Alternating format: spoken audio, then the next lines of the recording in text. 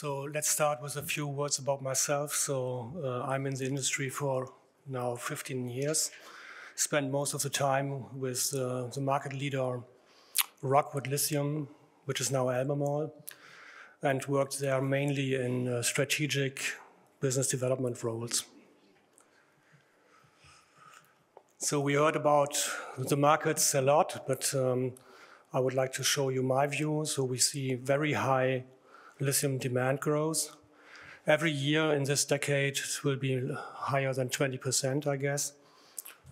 The main driver for it is lithium-ion batteries for EVs, but I like to mention that stationary energy storage is also very interesting. It has higher growth rates compared to the markets for lithium for electric vehicles, but starting from a lower level. So there are many different forecasts around, but I would say at least 250,000 tons of lithium carbonate equivalents are needed to meet that demand.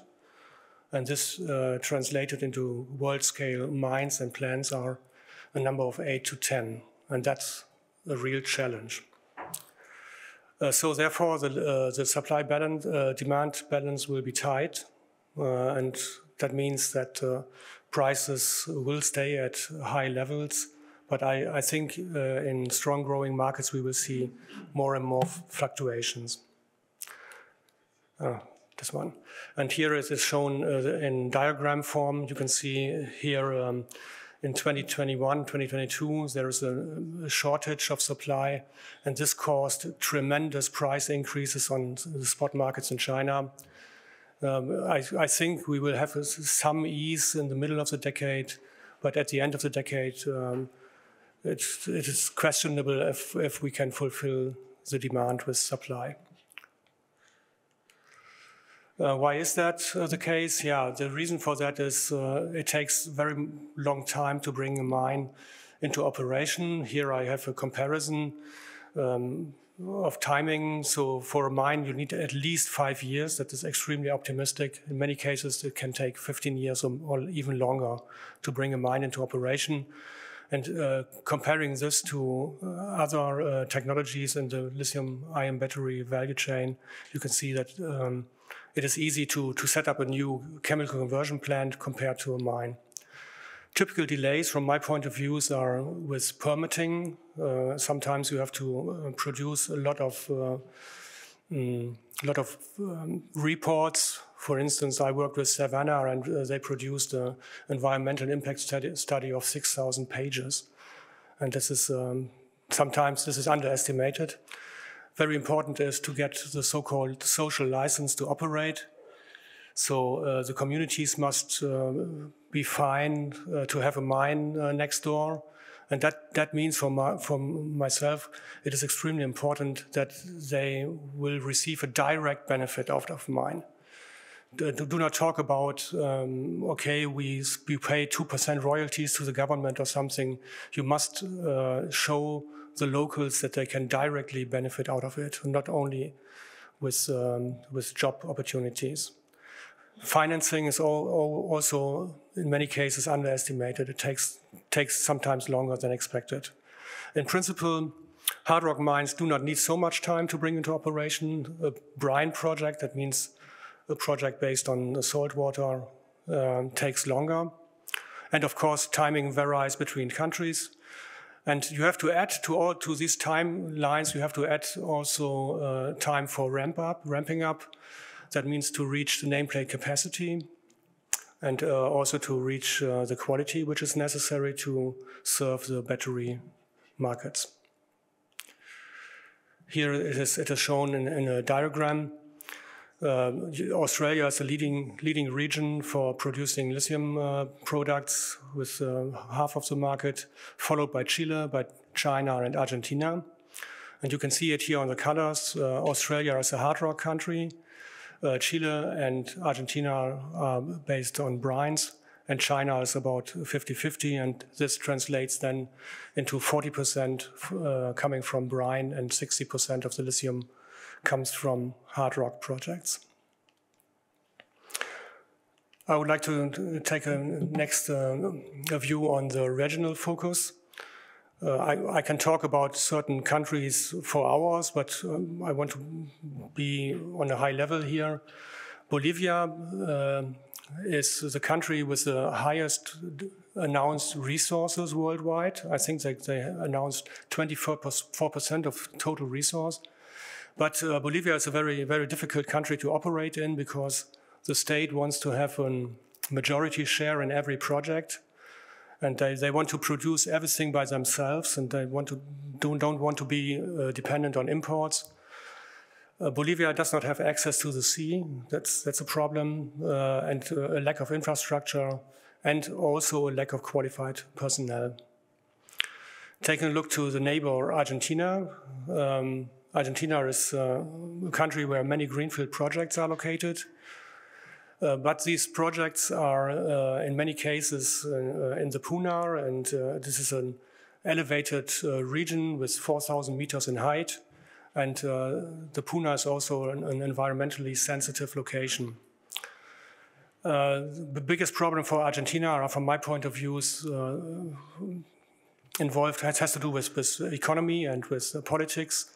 We see that there's a high inflation, extremely high. That means also currency devaluation. They have a high debt rate and also fiscal deficits. And we can see that many Chinese companies are investing there. I was very disappointed last year or 2 years ago to recognize that the only European project from Eramet, they sold 50% to a Chinese company, and they have not sold it to a European company. So, yeah, that was something disappointing to me. Argentina will be dependent on new technologies, and here the buzzword is DLE, and I will come to that later. Chile is a very interesting country for me. It is a constitutional democracy. I think they have a good governance. We see expansions at Salar de Atacama. We just heard the presentation from Hank. For me, it is the best resource in the world. But there are legal restrictions. You cannot come into the country, develop a project and mine. That's not so easy because it is seen as a strategic mineral and it is not allowed. And in principle, Chile has high royalties. But two market leaders are operating at Salar de Atacama, and they always report extremely high profits, even with the royalties. Australia, so this is the most important country. We see expansions from operating projects there and greenfield projects. But their typical business model is to produce only a lithium spodumene concentrate product. Let's say they concentrate it from 1 to 6%, and then they ship it to China, and the conversion will take place in China. And that means, if you take a look to the whole value chain, that at the beginning, the material is lost. It is under control of the Chinese. But we see that Australia is seeking to reduce the dependency on China. Canada is, for me, the most attractive region in the world. We have many hard rock exploration projects, and Canada also hosts a lot of oil field brine projects. Many of these projects are under exploration now. The legal situation in Canada is fantastic. There is support from the federal governments. So this is the #1 investment opportunity for me when it comes to a lithium project. Taking a look to United States, there are several different types of resources, and in many cases these resources need the development of new technologies. But United States is, of course, always a good country to invest in. Finally, a few sentences to Europe. We have here in Europe hard rock projects, and we have geothermal projects. The biggest problem in Europe is, and I would not say it is an issue, it is a problem, is the anti-mining attitude. No one wants to have a mine in the backyard. Maybe one solution for that could be that underground mines will be accepted, and there are also underground mines under development. But I would like to emphasize that even if all projects currently under development will come into operation, this cannot guarantee self-sufficiency. Europe will stay dependent on imports. And the final region I would like to take a look to is Africa. There are projects in several countries in Africa. My major concern is the political situations there, although there are also stable regions. There are ESG concerns, so ESG is always important to fulfill. And there's a lack of infrastructure. Just to mention one project in the DRC, without access to the sea, they have to transport the material more than 1,000 or 2,000 kilometers. And this adds a lot of cost, and there are no highways available. So this is also complicated a little bit. And we see that the investments are clearly dominated by Chinese companies.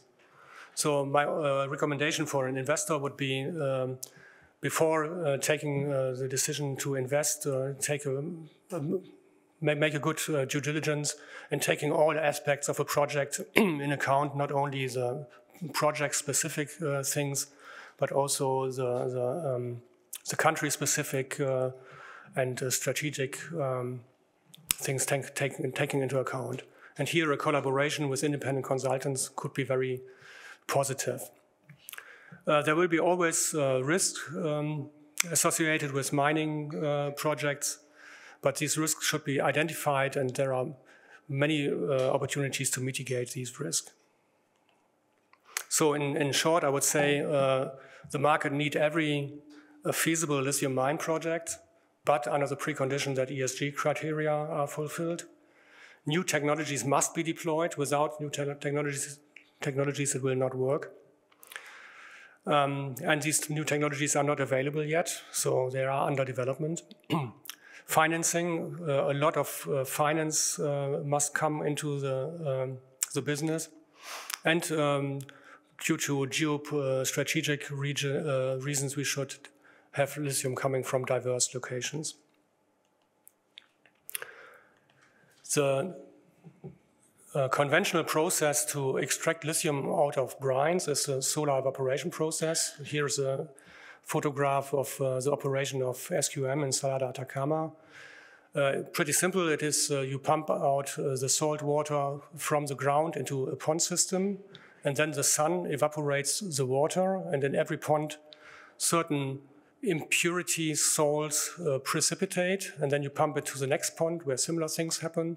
And at the end, you see then on the left there is these light green small ponds, and there is the lithium chloride solution with the highest concentration, and which is significantly pure. This is an intermediate product which needs then further conversion to lithium salts. So I would like to highlight here that this process does not use any fresh water. There's no fresh water use. So they use brine, and brine is evaporated, but brine is 10 times more saline than seawater. So there is no use for this brine. You cannot use it for irrigation purposes. You cannot use it for drinking water. So therefore, there's no concern with fresh water. One drawback here is that we see high lithium losses, and maybe also this operation covers a huge area, but most of these projects are in the desert, and this is not really of a concern. But I think that this technology is not suitable for low lithium grades, and we also need new projects with lower lithium grades than in Atacama. And this leads to direct lithium extraction. DLE means a selective removal of lithium from the brine. That means you take the lithium ions and leave the brine as it is, and then you come up with a lithium chloride solution, and you can then re-inject the spent brine. There are in principle 3 basic technologies available, and I would like to come to it now. It is solvent extraction, ion exchange, and adsorption.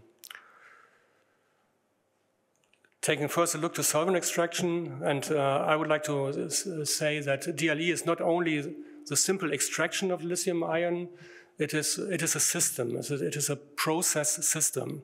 And in many cases, or most cases, you need to have a pre-treatment. And a pre-treatment, the problem with pre-treatment is that you have to treat huge volumes of brine. And if you want to treat huge volumes of brine, then you need huge volumes of reagents or huge volumes of energy, only to get rid of, for instance, here these magnesium or calcium ions, because this is a poison to certain solvents. So, and it could be that this pre-treatment is the showstopper for the DLE application. The next step then is you have your treated brine, you pump it into a vessel, you mix it, and then bring it into contact with an organic solvent. And here the lithium ion attaches to the organic solvent and a proton is released. Then you stop mixing, and in the same vessel you have the separation of the two phases, the organic phase loaded with lithium and the water phase without the lithium. And then you can re-inject the brine. But you must be sure that not even traces of the solvent will be re-injected into the aquifer, because the solvent in most cases is very toxic. And then the next step is you take the lithium-loaded solvent, pump it into another vessel or into a column, bring it together with an acid, mix it, and then you have the reverse reaction. The lithium ion goes into the water phase, and after settling, then you have the neat organic solvent, and you have a pre-concentrated and purified lithium chloride solution or lithium solution. Important is that this is also pre-concentrate. You have to further concentrate it, and you have to further purify the solution. With ion exchange and adsorption, it is more or less the same. You have to deploy a pre-treatment. For instance, for adsorption, you have to heat up the brine. You do not have a solvent, you have here a fixed bed, but the principle is the same. The lithium ion or the lithium chloride goes selectively into the fixed bed. When the bed is fully loaded, you close the valve, and then you can strip the fixed bed with acid or with, in some cases, with huge amounts of fresh water. Sometimes you need a neutralization, and then you come up with your pre-concentrated brine. So big advantages of DLE are, with DLE it is possible to extract lower lithium grade resources. I mentioned at the beginning, for instance, these oil field brines in Canada, for instance. Without DLE, it's impossible to extract any lithium out of that. So, and for me, IX is the best solution for low lithium grades, not so solvent extraction and adsorption. But this depends a lot on the specific brine we are talking about. DLE can be applied even in regions where you have heavy rainfall and low sunshine, for instance, Europe. And the third big advantage is you can extract up to 90% of the lithium inventory. I mentioned that we have, with solar evaporation, only about 50% losses. And that also means you can define a doubling in your reserve, because it's economically extractable. One advantage, not so important, but with IX, you have the opportunity to produce different lithium salts and not only chloride. So there are advantages and there are, of course, drawbacks. And the major drawback is the high consumption of fresh water and or energy. Fresh water, even in regions where fresh water is scarce, or the high consumption of acid. For instance, you need the same amount of acid for 1 mole of lithium. The pretreatment is a major concern. And you end up with a low concentrated product. So that means you have higher transport cost and higher conversion cost. And last but not least, the media is very expensive in many cases, because these are very complex chemical molecules, difficult to produce. Or it could be that the technology providers have extreme profit margin expectations. So there are inherent risks. DLE is not really available at the moment. Most of the projects are in the development phase. And it must be guaranteed that the medium is stable. And all these trials are necessary to have an at least pre-commercial scale to prove that. Purity, all the companies are claiming that they have 90.9 purity, but this must be proven, and this must be shown with real brine and even with the recovery rates. They claim to have more than 90% at the end, or in fact they have only 80. So the risk will be managed over time, so I'm optimistic. We will see DLE operations successfully working, but it will need some time. The next topic I would like to talk to is greenhouse gas reduction. There is one article coming from Argonne National Lab, and this shows that the production of lithium hydroxide from hard rock is by far set up by far more greenhouse gas emissions compared to a brine operation, and this is due to the calcination step. In this case, they have taken the example of using coal-fired furnaces in China. But if you substitute the coal-fired furnace by a natural gas furnace, you can reduce that greenhouse gas emissions significantly. But brine will stay by far the better solution regarding the greenhouse gas emissions. But there are options. I have here a list of options you can choose if you are a mine developer. You can opt for an electric or hybrid mine fleet. You can operate all your crushers, grinders, and equipment you use for concentration by renewable energy. And then the biggest impact has the substitution of the fossil fuel-fired furnaces. Hydrogen-fired furnaces are available. But there are also developments for electrically powered furnaces. And this, if you use this kind of technology, then you are fine with greenhouse gas emissions. And also take a look to your reagents, how they are produced. This can also have an impact. And there are many companies are working on an electrochemical conversion technology. This is a fundamental new process to produce lithium salts. With brine, we have also options to improve the greenhouse gas emission situation, but it's not so important. But I think that the major impact can be seen if you produce your steam in your crystallization steps by renewable energy. Yeah, thank you very much.